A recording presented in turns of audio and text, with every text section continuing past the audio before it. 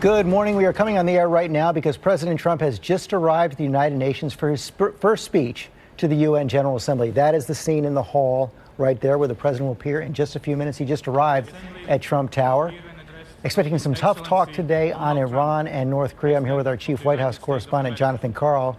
And John, here comes the president. So let's watch him walk in. As we do this, one thing he's going to be seeing there right in the front row, the North Korean delegate. Right, because of the way the seating chart works out today, they will be front and center representatives of the North Korean government. And the indication that I have heard from top White House officials is this will be a very tough message on North Korea, urging the world to isolate North Korea and reminding them that there is a military option if diplomacy fails. This comes after the latest UN sanctions passed last week. The president trying to galvanize the world will speak on Iran's nuclear program as well. He's threatened to pull out of that agreement.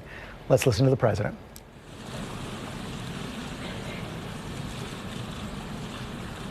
Mr. Secretary General, Mr. President, world leaders, and distinguished delegates, welcome to New York. It is a profound honor to stand here in my home city as a representative of the American people to address the people of the world. As millions of our citizens continue to suffer the effects of the devastating hurricanes that have struck our country, I want to begin by expressing my appreciation to every leader in this room who has offered assistance and aid. The American people are strong and resilient, and they will emerge from these hardships more determined than ever before. Fortunately, the United States has done very well since Election Day last November 8th. The stock market is at an all-time high, a record. Unemployment is at its lowest level in 16 years, and because of our regulatory and other reforms, we have more people working in the United States today than ever before. Companies are moving back, creating job growth the likes of which our country has not seen in a very long time, and it has just been announced that we will be spending almost $700 billion on our military and defense. Our military will soon be the strongest it has ever been. For more than 70 years, in times of war and peace, the leaders of nations, movements, and religions have stood before this assembly. Like them, I intend to address some of the very serious threats before us today, but also the enormous potential waiting to be unleashed. We live in a time of extraordinary opportunity. Breakthroughs in science, technology, and medicine are curing illnesses and solving problems that prior generations thought impossible to solve. But each day also brings news of growing dangers that threaten everything we cherish and value. Terrorists and extremists have gathered strength and spread to every region of the planet. Rogue regimes represented in this body not only support terrorists, but threaten other nations and their own people with the most destructive weapons known to humanity. Authority and authoritarian powers seek to collapse the values, the systems, and alliances that prevented conflict and tilted the world toward freedom since World War II. International criminal networks traffic drugs, weapons, people, force dislocation and mass migration, threaten our borders, and new forms of aggression exploit technology to menace our citizens. To put it simply, we meet at a time of both immense promise and great peril. It is entirely up to us whether we lift the world to new heights or let it fall into a valley of disrepair. We have it in our power, should we so choose, to lift millions from poverty, to help our citizens realize their dreams, and to ensure that new generations of children are raised free from violence, hatred, and fear. This institution was founded in the aftermath of 2 world wars to help shape this better future. It was based on the vision that diverse nations could cooperate to protect their sovereignty, preserve their security, and promote their prosperity. It was in the same period, exactly 70 years ago, that the United States developed the Marshall Plan to help restore Europe. Those 3 beautiful pillars, they're pillars of peace, sovereignty, security, and prosperity. The Marshall Plan was built on the noble idea that the whole world is safer when nations are strong, independent, and free. As President Truman said in his message to Congress at that time, our support of European recovery is in full accord with our support of the United Nations. The success of the United Nations depends upon the independent strength of its members.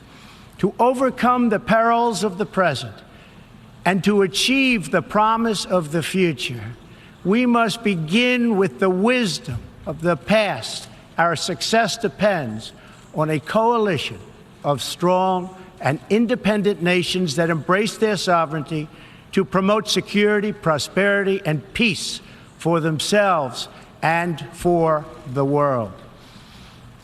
We do not expect diverse countries to share the same cultures, traditions, or even systems of government, but we do expect all nations to uphold these 2 core sovereign duties: to respect the interests of their own people and the rights of every other sovereign nation. This is the beautiful vision of this institution, and this is the foundation for cooperation and success. Strong sovereign nations let diverse countries with different values, different cultures, and different dreams not just coexist, but work side by side on the basis of mutual respect. Strong sovereign nations let their people take ownership of the future and control their own destiny. And strong sovereign nations allow individuals to flourish in the fullness of the life intended by God. In America, we do not seek to impose our way of life on anyone, but rather to let it shine as an example for everyone to watch. This week gives our country a special reason to take pride in that example. We are celebrating the 230th anniversary of our beloved Constitution, the oldest Constitution still in use in the world today. This timeless document has been the foundation of peace, prosperity, and freedom for the Americans and for countless millions around the globe whose own countries have found inspiration in its respect for human nature, human dignity, and the rule of law. The greatest in the United States Constitution is its first 3 beautiful words. They are, "We the people." Generations of Americans have sacrificed to maintain the promise of those words, the promise of our country and of our great history. In America, the people govern, the people rule, and the people are sovereign. I was elected not to take power, but to give power to the American people where it belongs. In foreign affairs, we are renewing this founding principle of sovereignty. Our government's first duty is to its people, to our citizens, to serve their needs, to ensure their safety, to preserve their rights, and to defend their values. As President of the United States, I will always put America first. just like you, as the leaders of your countries, will always and should always put your countries first.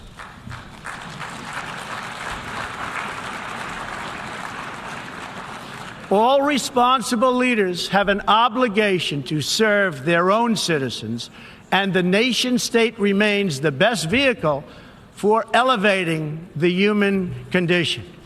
But making a better life for our people also requires us to work together in close harmony and unity to create a more safe and peaceful future for all people. The United States will forever be a great friend to the world, and especially to its allies. But we can no longer be taken advantage of or enter into a one-sided deal where the United States gets nothing in return. As long as I hold this office, I will defend America's interests above all else. But in fulfilling our obligations to our own nations, we also realize that it's in everyone's interest to seek a future where all nations can be sovereign, prosperous, and secure. America does more than speak for the values expressed in the United Nations Charter. Our citizens have paid the ultimate price to defend our freedom and the freedom of many nations represented in this great hall. America's devotion is measured on the battlefields where our young men and women have fought and sacrificed alongside of our allies. From the beaches of Europe to the deserts of the Middle East to the jungles of Asia. It is an eternal credit to the American character that even after we and our allies emerged victorious from the bloodiest war in history, we did not seek territorial expansion or attempt to oppose and impose our way of life on others. Instead, we helped build institutions such as this one to defend the sovereignty, security, and prosperity for all. For the diverse nations of the world, this is our hope.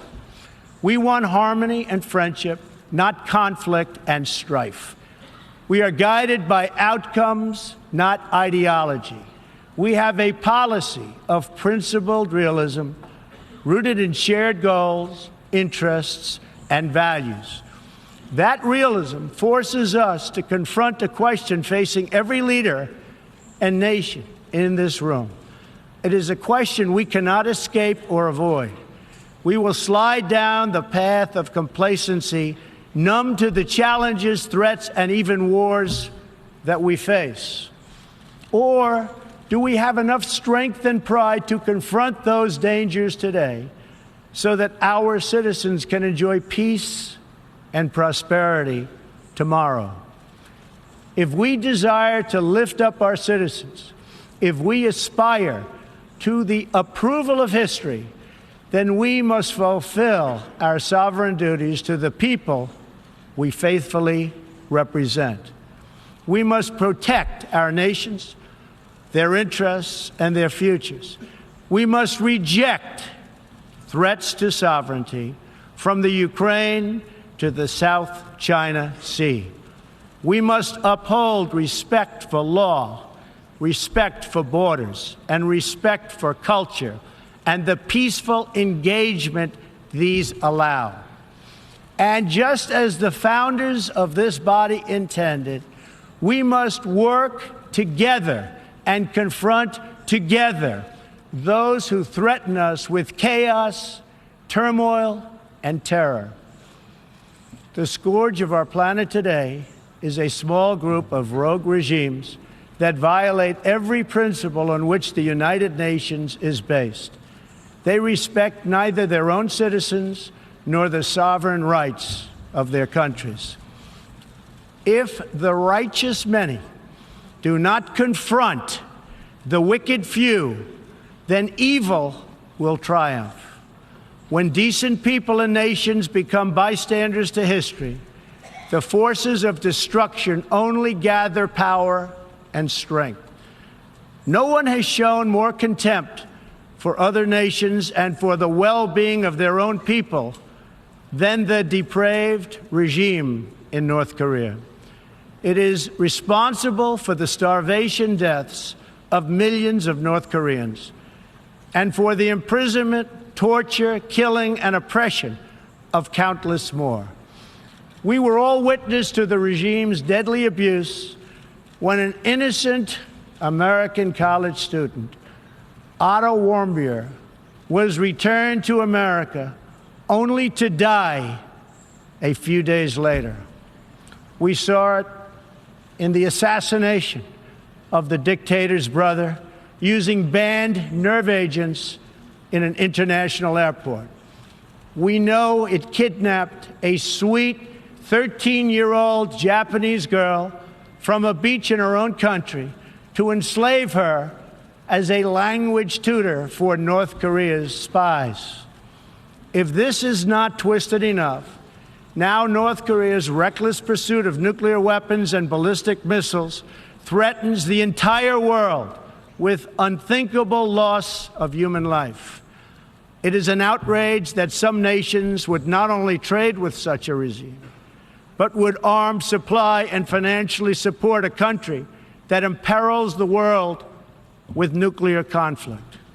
No nation on earth has an interest in seeing this band of criminals arm itself with nuclear weapons and missiles. The United States has great strength and patience, but if it is forced to defend itself or its allies, we will have no choice but to totally destroy North Korea. Rocket Man is on a suicide mission for himself and for his regime. The United States is ready, willing, and able, but hopefully this will not be necessary. That's what the United Nations is all about. That's what the United Nations is for. Let's see how they do. It is time for North Korea to realize that the denuclearization is its only acceptable future. The United Nations Security Council recently held 2 unanimous 15-0 votes adopting hard-hitting resolutions against North Korea, and I want to thank China and Russia for joining the vote to impose sanctions along with all of the other members of the Security Council. Thank you to all involved. But we must do much more. It is time for all nations to work together to isolate the Kim regime until it ceases its hostile behavior. We face this decision not only in North Korea. It is far past time for the nations of the world to confront another reckless regime, one that speaks openly of mass murder, vowing death to America, destruction to Israel, and ruin for many leaders and nations in this room. The Iranian government masks a corrupt dictatorship behind the false guise of a democracy. It has turned a wealthy country with a rich history and culture into an economically depleted rogue state whose chief exports are violence, bloodshed, and chaos. The longest suffering victims of Iran's leaders are, in fact, its own people. Rather than use its resources to improve Iranian lives, its oil profits go to fund Hezbollah and other terrorists that kill innocent Muslims and attack their peaceful Arab and Israeli neighbors. This wealth, which rightly belongs to Iran's people, also goes to shore up Bashar al-Assad's dictatorship, fuel Yemen's civil war, and undermine peace throughout the entire Middle East. We cannot let a murderous regime continue these destabilizing activities while building dangerous missiles, and we cannot abide by an agreement if it provides cover for the eventual construction of a nuclear program.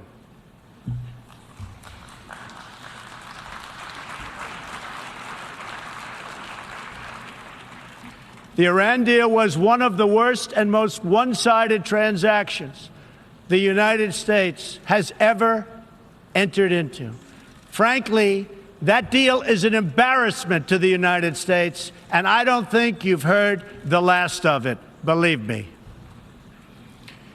It is time for the entire world to join us in demanding that Iran's government end its pursuit of death and destruction.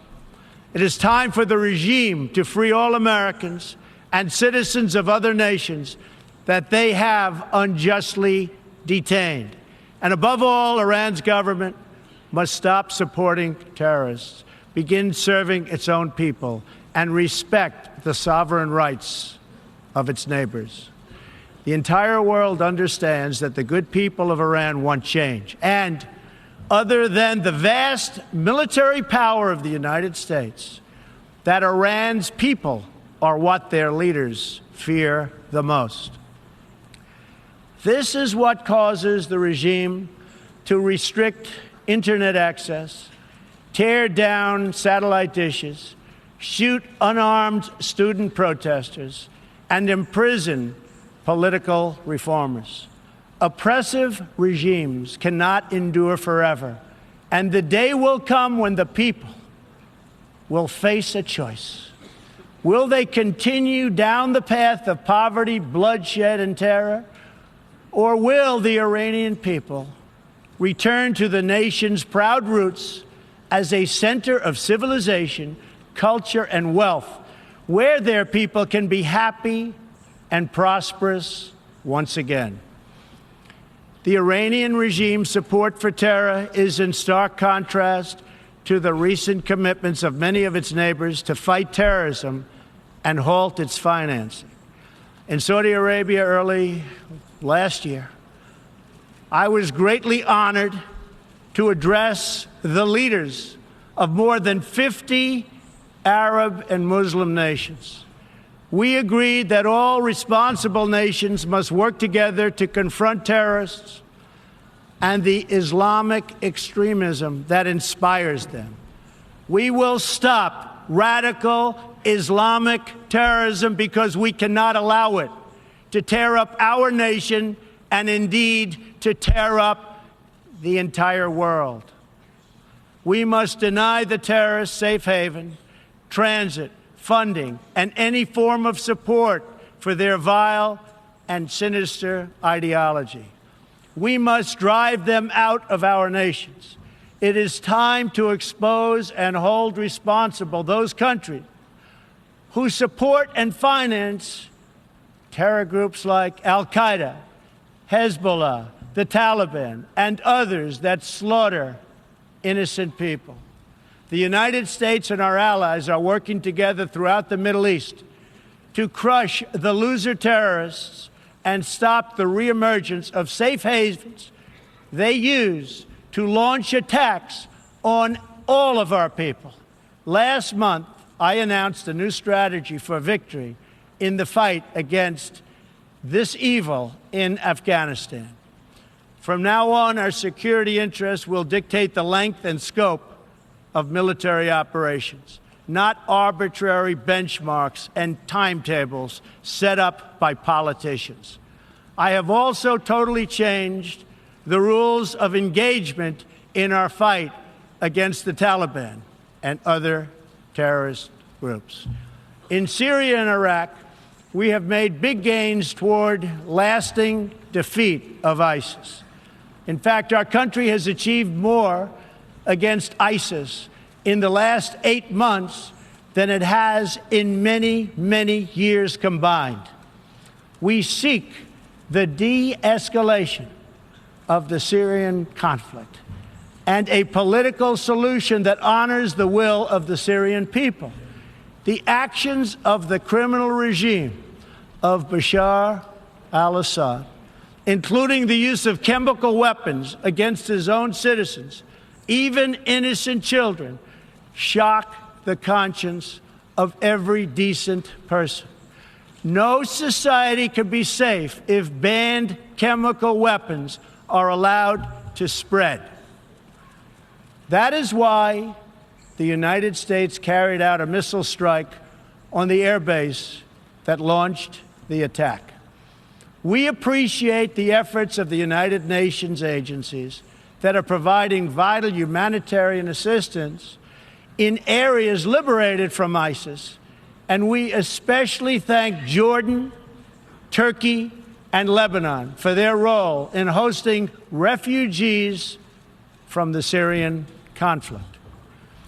The United States is a compassionate nation and has spent billions and billions of dollars in helping to support this effort. We seek an approach to refugee resettlement that is designed to help these horribly treated people and which enables their eventual return to their home countries to be part of the rebuilding process. For the cost of resettling one refugee in the United States, we can assist more than 10 in their home region. Out of the goodness of our hearts, we offer financial assistance to hosting countries in the region, and we support recent agreements of the G20 nations that will seek to host refugees as close to their home countries as possible. This is the safe, responsible, and humanitarian approach. For decades, the United States has dealt with migration challenges here in the Western Hemisphere. We have learned that over the long term, uncontrolled migration is deeply unfair to both the sending and the receiving countries.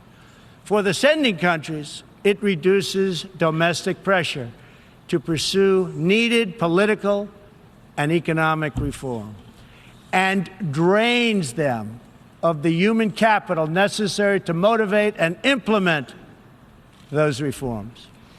For the receiving countries, the substantial costs of uncontrolled migration are borne overwhelmingly by low-income citizens whose concerns are often ignored by both media and government. I want to salute the work of the United Nations in seeking to address the problems that cause people to flee from their homes. The United Nations and African Union led peacekeeping missions to have invaluable contributions in stabilizing conflicts in Africa. The United States continues to lead the world in humanitarian assistance, including famine prevention and relief in South Sudan, Somalia, and northern Nigeria and Yemen. We have invested in better health and opportunity all over the world through programs like PEPFAR, which funds AIDS relief, the President's Malaria Initiative, the Global Health Security Agenda, the Global Fund to End Modern Slavery, and the Woman Entrepreneurs Finance Initiative, part of our commitment to empowering women all across the globe. We also thank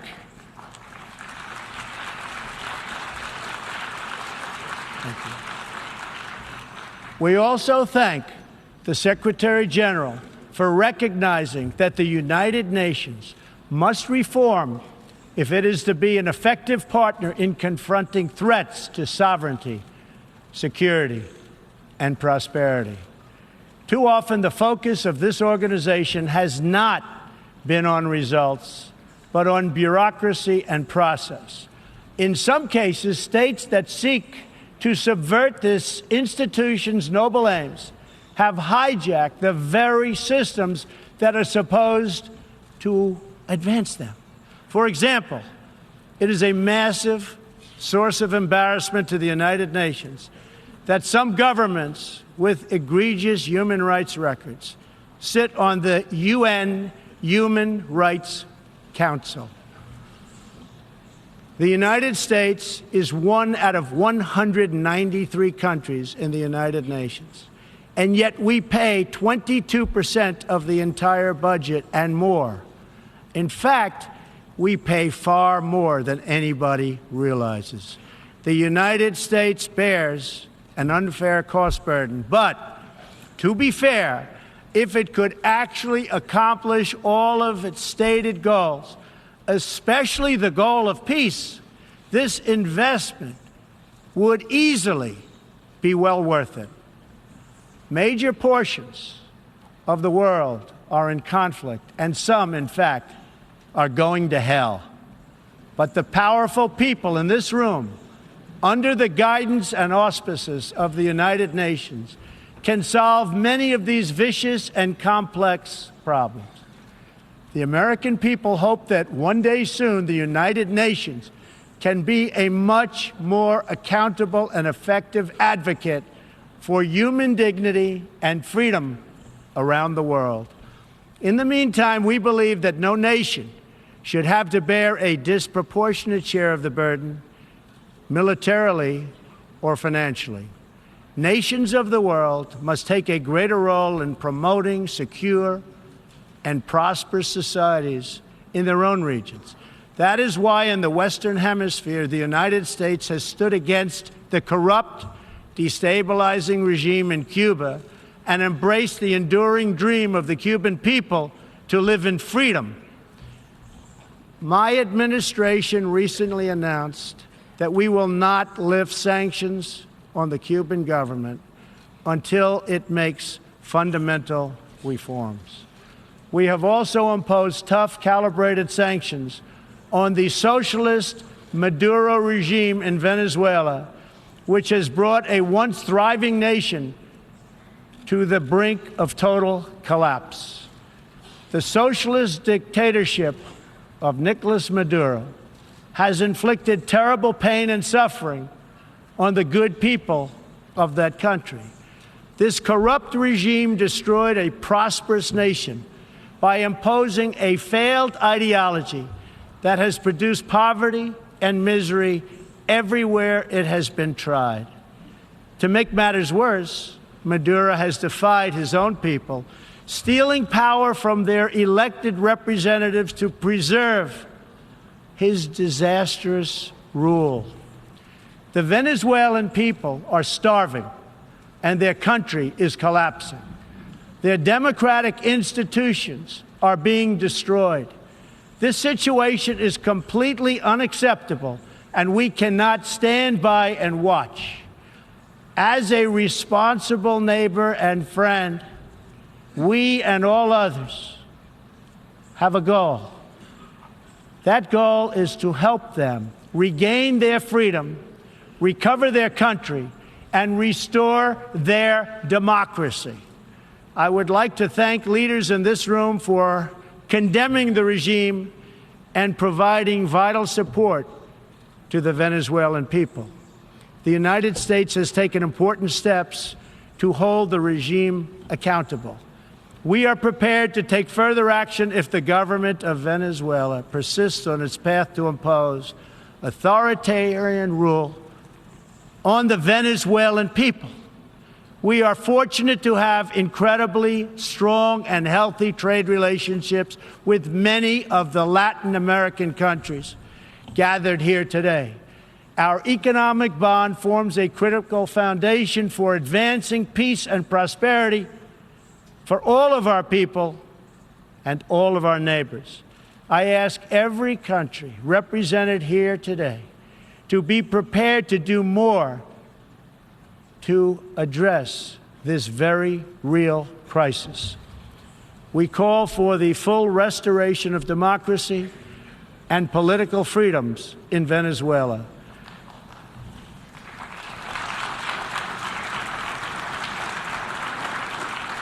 The problem in Venezuela is not that socialism has been poorly implemented, but that socialism has been faithfully implemented.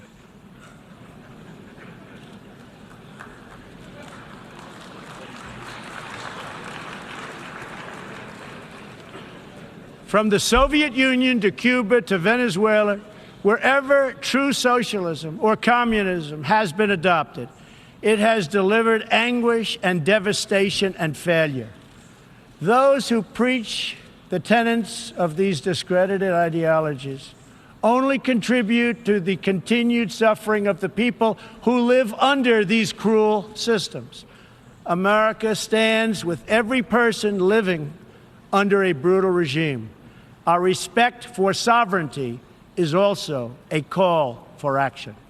All people deserve a government that cares for their safety, their interests, and their well-being, including their prosperity. In America, we seek stronger ties of business and trade with all nations of goodwill. But this trade must be fair and it must be reciprocal. For too long, the American people were told that mammoth multinational trade deals, unaccountable international tribunals, and powerful global bureaucracies were the best way to promote their success. But as those promises flowed, millions of jobs vanished and thousands of factories disappeared. Others gamed the system and broke the rules. And our great middle class, once the bedrock of American prosperity, was forgotten and left behind. But they are forgotten no more, and they will never be forgotten again.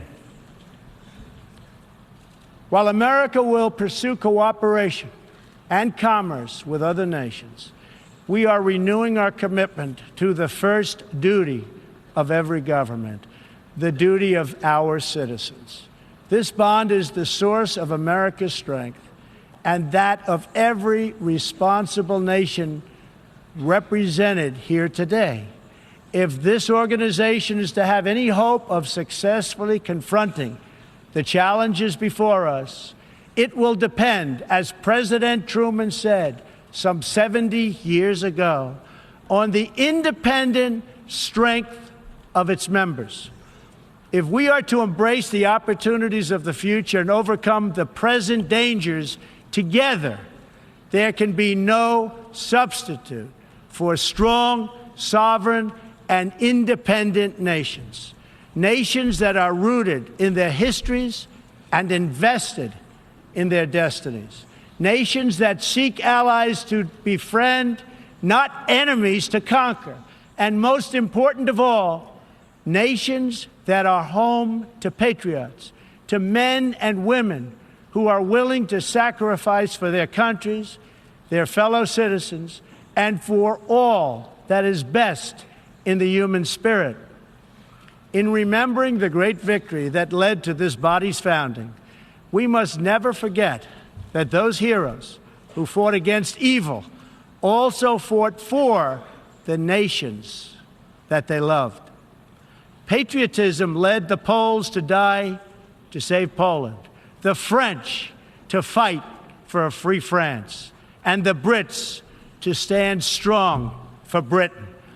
Today, if we do not invest ourselves, our hearts and our minds in our nations, if we will not build strong families, safe communities, and healthy societies for ourselves, no one can do it for us.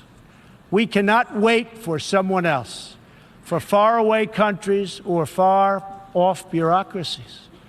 We can't do it. We must solve our problems to build our prosperity, to secure our future, or we will build vulnerable to decay, domination, and defeat. The true question for the United Nations today, for people all over the world who hope for better lives for themselves and their children, is a basic one. Are we still patriots? Do we love our nations enough to protect their sovereignty and to take ownership of their futures?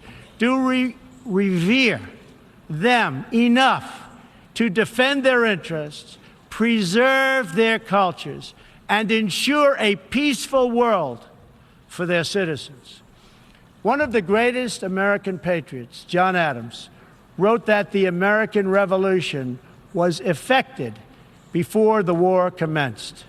The revolution was in the minds and hearts of the people. That was the moment when America awoke, when we looked around and understood that we were a nation.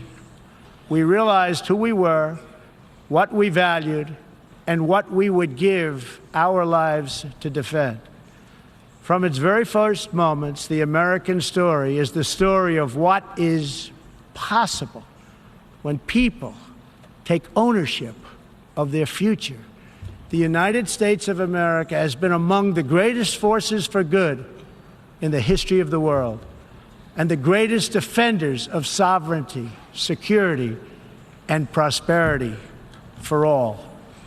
Now we are calling for a great reawakening of nations, for the revival of their spirits, their pride, their people, and their patriotism. History is asking us whether we are up to the task. Our answer will be a renewal of will, a rediscovery of resolve, and a rebirth of devotion we need to defeat the enemies of humanity and unlock the potential of life itself. Our hope is a word and world of proud, independent nations that embrace their duties, seek friendship, respect others, and make common cause in the greatest shared interest of all, a future of dignity and peace for the people of this wonderful earth.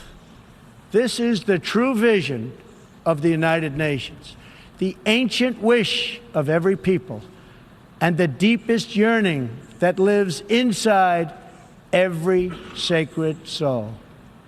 So let this be our mission, and let this be our message to the world.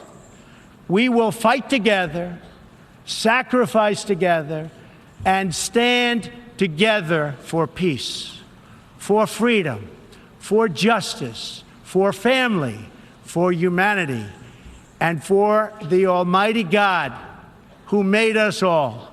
Thank you. God bless you. God bless the nations of the world, and God bless the United States of America. Thank you very much. Forceful rhetoric there from President Donald Trump in his first address to the UN General Assembly. Just over 40 minutes there where the president meditated on the theme of strong sovereign nations, saying at a time of immense promise and great peril, he will always put America first as America's president. Strongest words, toughest words for North Korea in this speech. I want to bring in our chief global affairs anchor, Martha Raddatz. He called it a depraved regime. Martha, he said, if the United States is forced to defend ourselves against North Korea will be totally destroyed. He even used his new nickname for Kim Jong-un, Rocket Man.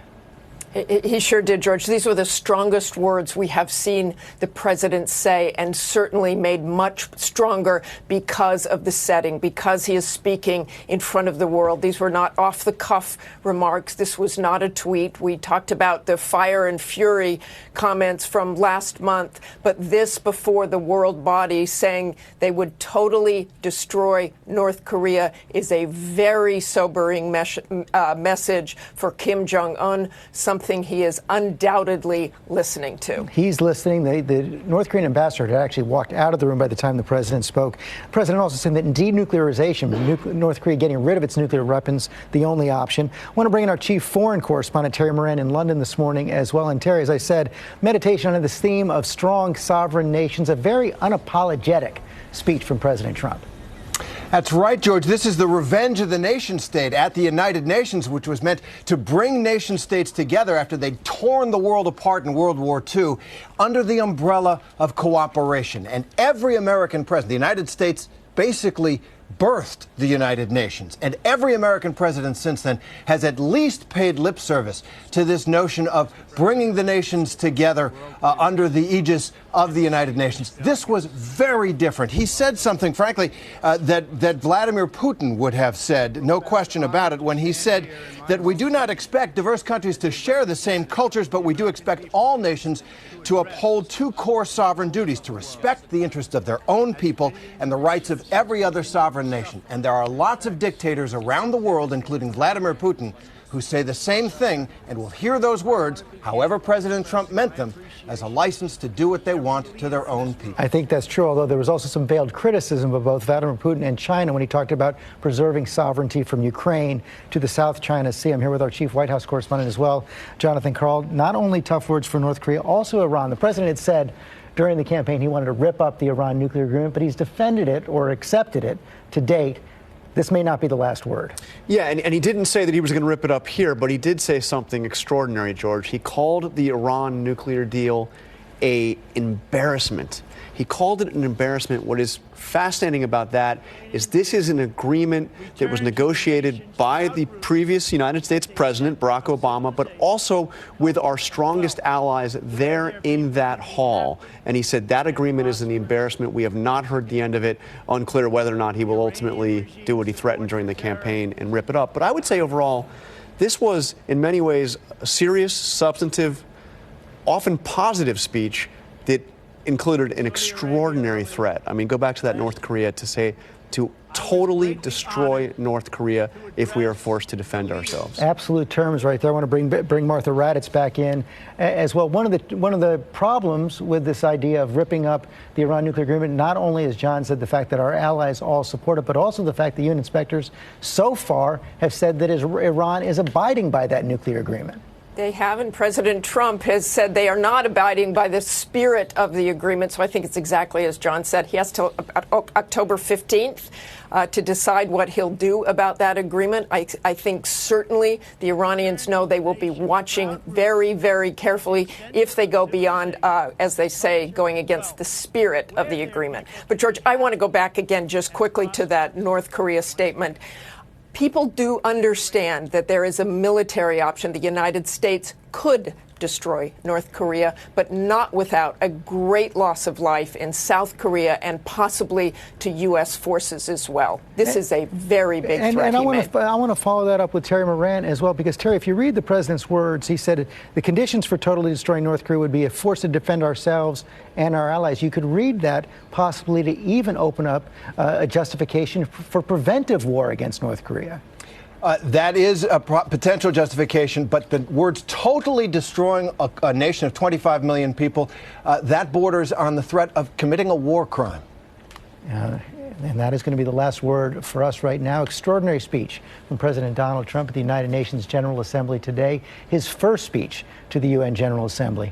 We're going to return now to our regular programming. For many of you on the West Coast, that is GMA. You can get the latest breaking news anytime by downloading our ABC News app. You can also sign up for breaking news alerts. Of course, get a full report tonight on World News Tonight with David Muir. Have a good day. This has been a special report from ABC News.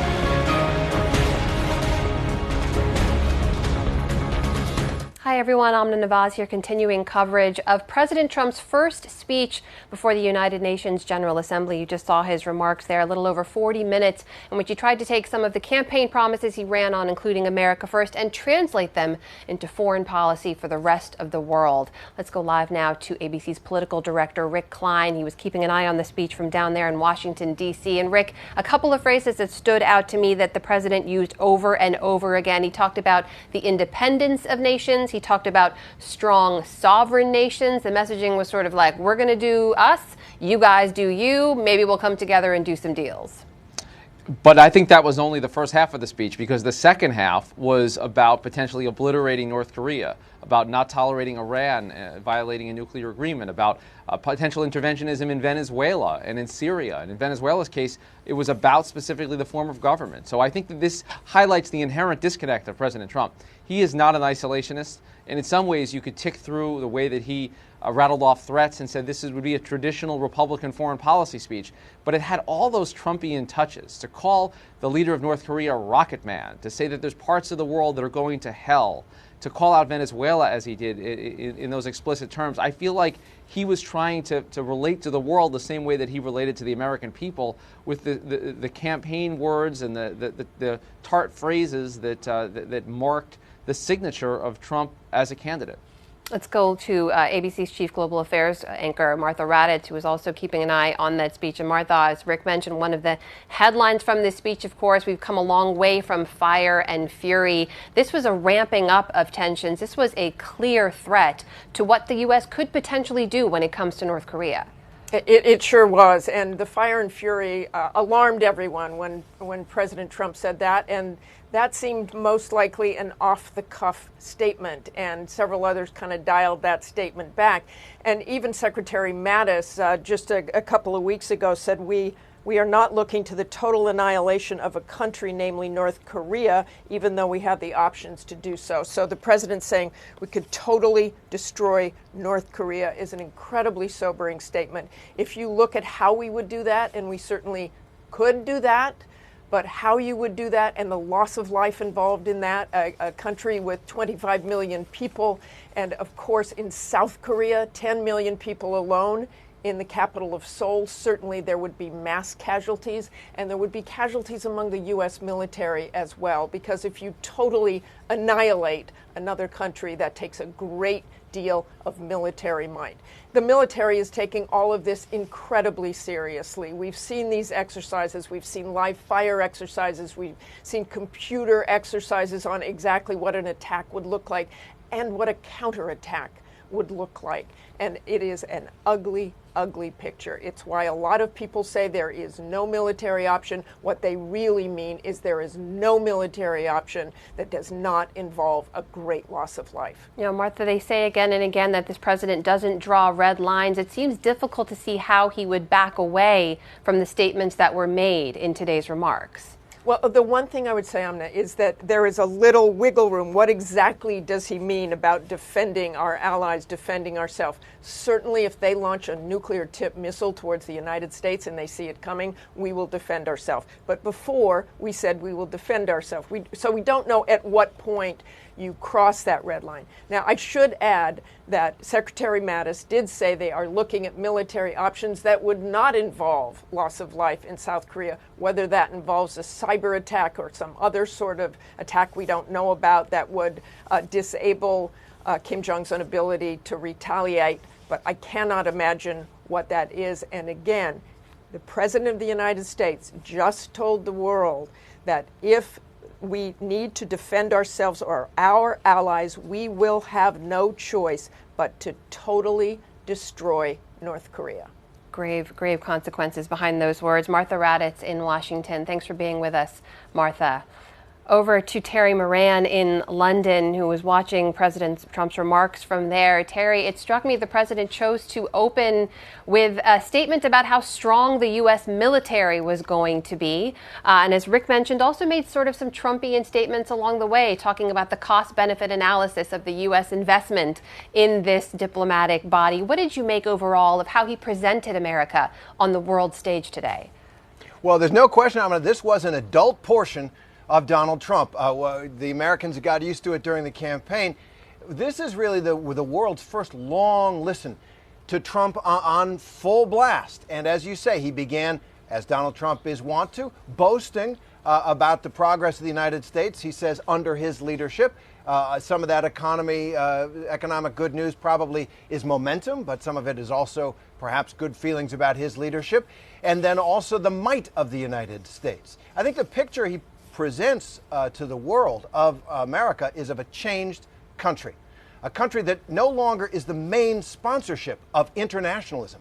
Every president since Franklin Roosevelt, at one degree or another, was a sponsor of free trade, of multinational and international institutions to resolve conflicts, of defending human rights and other values around the world. This is a totally different American president, and he marked with this speech the end of an American era.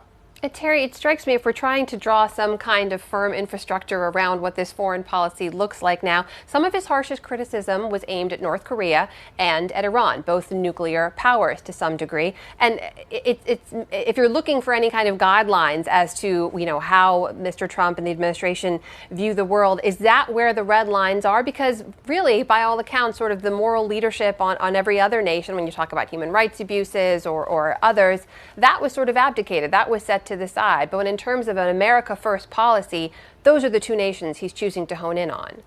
That's right, and Venezuela to a lesser extent. And it's national interest, as he has promised throughout his campaign and from his inaugural address on. His speech in Poland in July was critical in this regard to understand how Donald Trump approaches the world.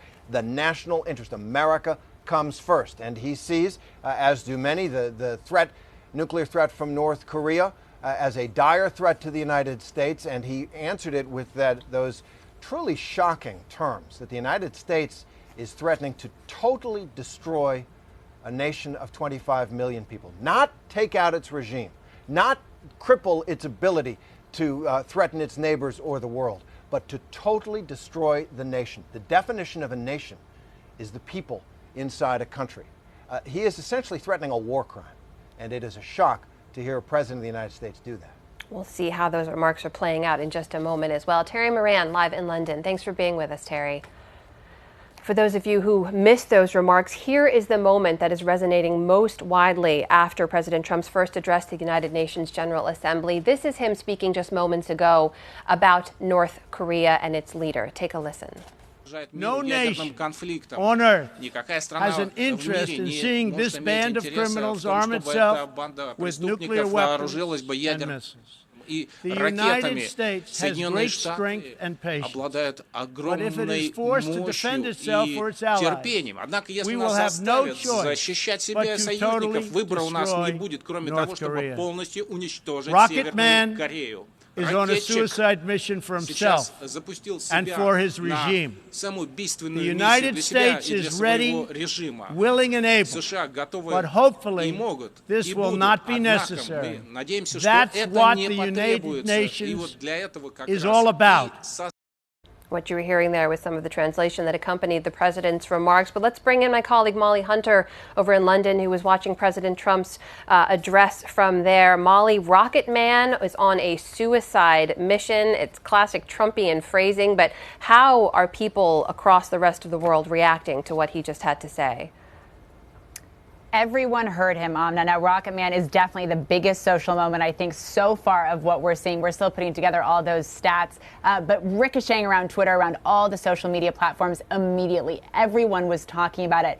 But everyone was talking about the way he described North Korea as well. Depraved, twisted. Those words really carried a lot of weight, and people were talking about that immediately. Amna, I do also want to say, in addition to the North Korea moments, it was interesting. We were watching how the rest of the world was watching the speech. And I actually, from a journalist friend in Iran, he said Iranian state TV was actually showing Trump's speech. We were monitoring various Twitter feeds as well, monitoring both Iranian state TV Twitter feeds. Nothing from those feeds yet, but actually we did check out one of the unofficial DPRK news service, one of the unofficial news feeds of North Korea. And the only tweet that they have tweeted in the last 45 minutes is that the weather in Pyongyang is expected to be 23 degrees and sunny. So nothing specific about that speech.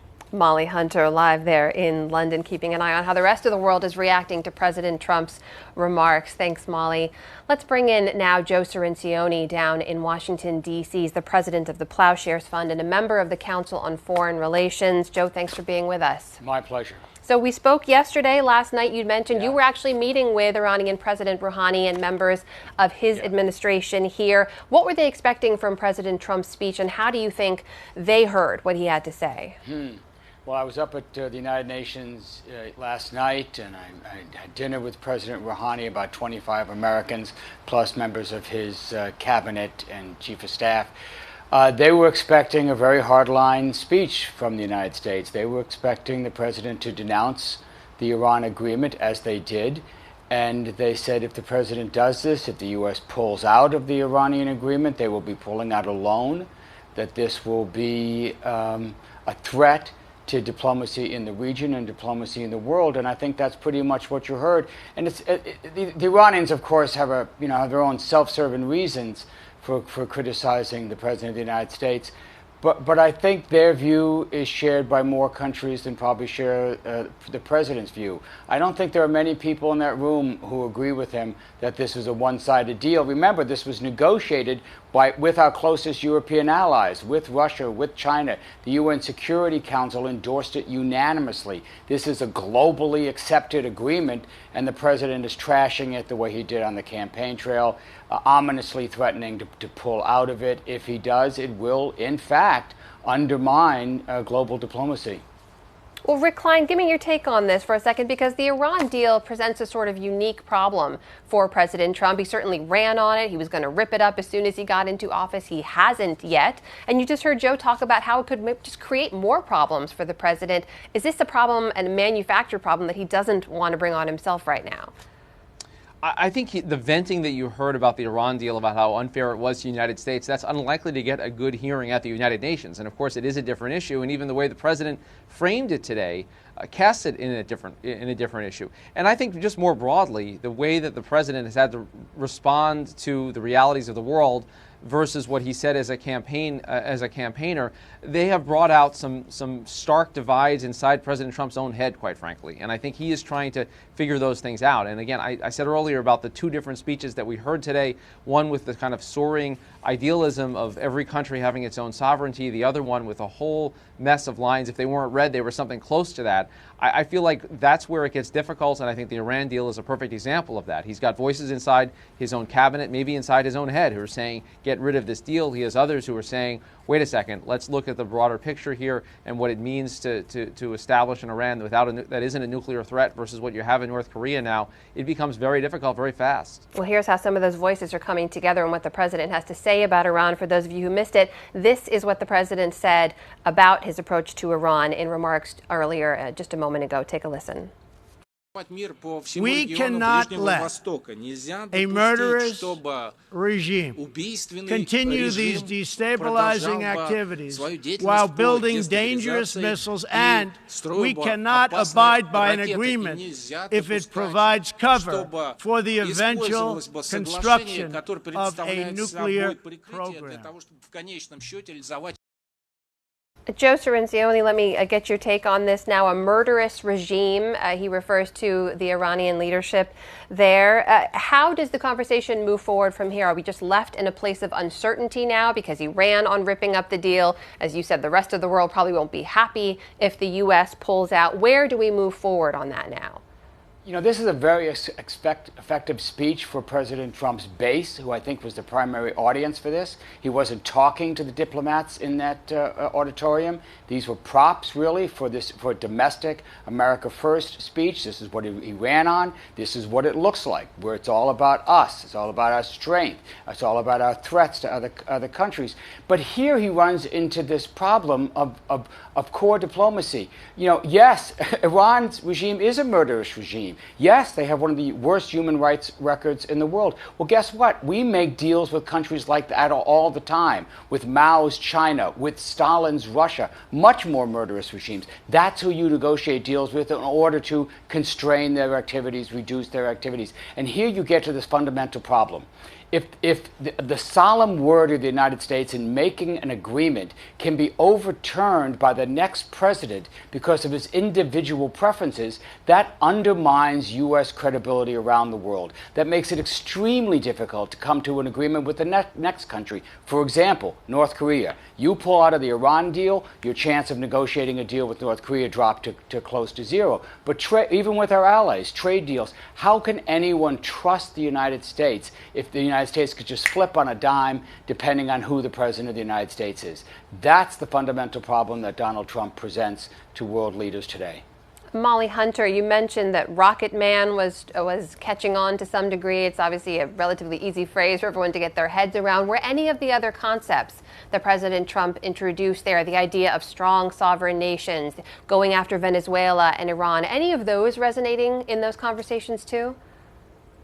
Yeah, Amna, we actually have numbers for Rocket Man. The numbers are going up as we're speaking right now. 21,000 tweets right now since he uttered the word, and that will definitely go up. Amna, I just wanted to say, too, the other thing that was really trending almost immediately, 10 minutes into the speech, the hashtag UNGA, UNGA, was the #1 worldwide trend. So people were listening. The other key, one of the key concepts, I would say, themes that people really got onto on social media and on Twitter was the fact that that first half of the speech was really about sovereignty. And then that second half of the speech, before he pivoted back to patriotism, was really about condemning abusive governments. People really were talking about that. And there was a lot of tweets from Venezuela about Venezuela, not from any officials that we've seen. But people were really digging into the kind of greater thematic impressions of the speech as it went. I would say we were watching again as people were watching from other countries. RT, Russia Today, was live tweeting this. But actually, a lot of people, we were looking a little bit at the Israeli papers, at the Middle Eastern papers. Not a lot of chatter from there. But there also wasn't any mention of Israel and Palestine or the peace process. And so people also took note of what wasn't mentioned, Amna. That's right. I remember there was a good cutaway there of seeing President Netanyahu in the crowd, though, nodding as President Trump was talking about Iran and the threat it poses in the region. And Rick Klein, I want to ask you about another threat that the president honed in on, this phrase that has been so laden with controversy, this radical Islamic terrorism. It had been a much stronger part of the president's remarks in months past. It didn't play as prominently today, though, even though it was mentioned. Yeah, I think it was a little bit softer in terms of the emphasis, and clearly the president is focused on the issue. But I think when you talk even about how uncomfortable it is for him to be calling out some U.S. allies with questionable human rights abuses, that is a word, just using the word Islamic in that context. We know that President Obama avoided that, as did Hillary Clinton on the campaign trail, and took quite a bit of flack of it. It seems to me like another example where the president is learning that those words mean quite a bit. So maybe that's a reason to soft pedal it just a touch. But again, this was not a president shy in talking about the threats that needed to be confronted. And I think radical terrorism, radical Islamic terrorism is part of that, and a very prominent part of that. He's talking about that Afghanistan strategy, talking about ISIS, talking about how it relates to Syria and Iran. This is all kind of swirling in his head, and I think a key part of how he views his role on the world stage. And Rick, if we're looking for sort of key themes to pull out again, one phrase that stood out to me, and I'd love to get your take on it, was that the United States moving forward will be guided by outcomes, not ideology. Did that strike you too? It does, and I think it's a tweak at other presidents, previous presidents, other foreign policy thinkers who have said, well, what are you? Are you a neoconservative? Are you a neorealist? Do you have a doctrine? And I think the president has made clear that his doctrine is making America great. And to my mind, the doctrine for the world is to respect that America is listening to that, and that there's ways to adapt to that. This was a different vision. Terry Moran made reference to this, a different vision for America's role on the world stage, a Trumpian vision, much more aimed at a domestic audience that is behind him and voted for him because he would say these kinds of things. He would go out there and call threats and not back off of the need to make explicit comments aimed at rogue regimes. And I think bringing that mindset to the United Nations has to be startling. And you could hear gasps in the room when he talked about the possibility of obliterating an entire country. That doesn't happen at the UN typically. And I feel like that, what he talks about being driven by individual outcomes, that is a lot of what Trump is. He plays that individual hand of poker, Amna. He's not looking down the road and saying this is the grand strategy of chess. Molly Hunter is keeping an eye on what's resonating across social media and some of the international reaction. And Molly, Saudi Arabia was something that came up very briefly. It was sort of a sideswipe. I thought President Trump mentioned the Human Rights Council at the UN and some permanent members who have their own issue with human rights abuses. Saudi Arabia, of course, has been on that list, along with China, as falling under that criticism. But what are you noticing? Didn't name names, that's for sure, Amna. I mean, there should have been some awkward smiles in the audience from U.S. allies that he specifically didn't mention. You're right, he did mention speaking in Saudi earlier this year. He actually said, I spoke in Saudi last year. It may feel like a year. It was only in May, Amna. But I was going to say, when we were talking about Prime Minister Netanyahu kind of nodding along when he was speaking about Iran, the other person nodding along was the Saudi Foreign Minister Jubeir. He and Netanyahu were both reacting very similarly to this tough talk on Iran. And we will actually hear Prime Minister Netanyahu speak later today. Now, as I mentioned earlier, he didn't actually mention Israel and Palestine or any of the kind of peace process during his speech. We will hear that from Netanyahu later. But I do want to just read a really quick tweet from Carl Bildt. He's the co-chair of the European Council on Foreign Relations, kind of relating to what Rick was saying earlier, is that, quote, President Trump, his UNGA speech resurrects a turbocharged version of axis of evil, now down to North Korea and Iran, dangerously simplistic. And he followed up with a quote, egged on by Netanyahu, it seems Trump wants to take the U.S. into a region-wide war with Iran. Europe will suffer. Everyone will lose. But the two people nodding along with that message was certainly Saudi Arabia and Israel. That's a grim analysis there, Molly Hunter, live in London. Joe Cirincione, let me get your take on this. A turbocharged version of American foreign policy. It strikes me, though, in past UNGA addresses, you walk away thinking, okay, this is how the president sees the world. The axis of evil is one example that obviously stands out. How did President Trump position the U.S. when it comes to working with these other 192 nations in the future? Very poorly. You remember when George W. Bush delivered his axis of evil phrase, he was speaking in the well of the U.S. Congress. He was speaking to the American public.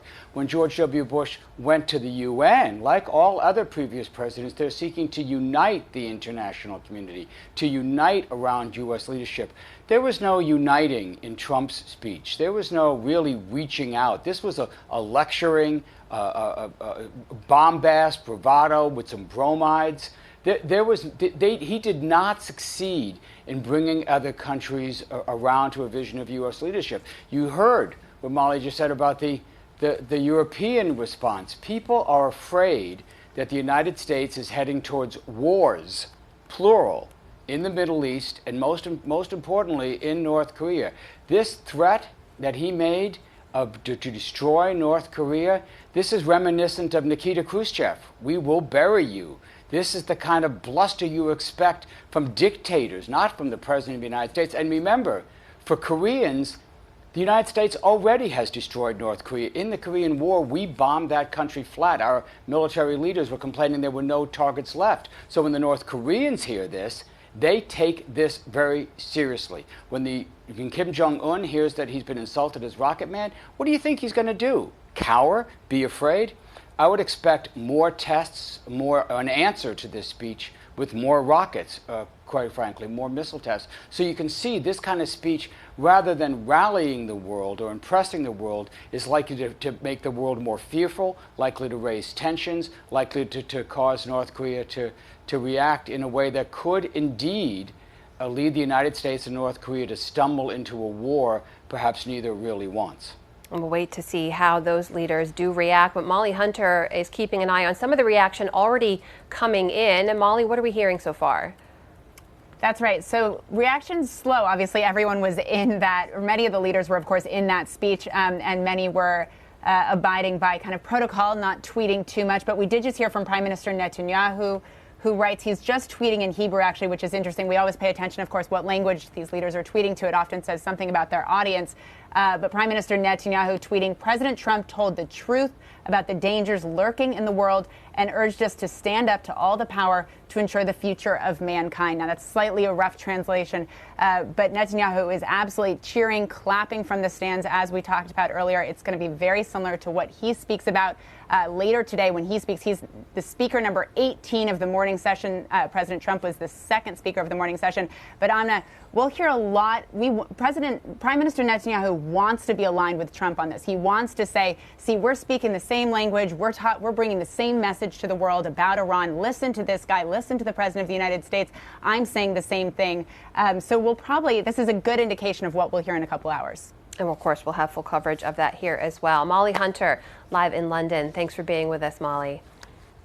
Thanks also to Joe Cirincione and Rick Klein down in Washington, D.C. And thanks to you for watching as well. Head over to abcnews.com at any time for full coverage of today's United Nations General Assembly and analysis of President Trump's first remarks there this morning. Thanks for joining us for now. I'm Amna Nawaz, and I'll see you back here soon.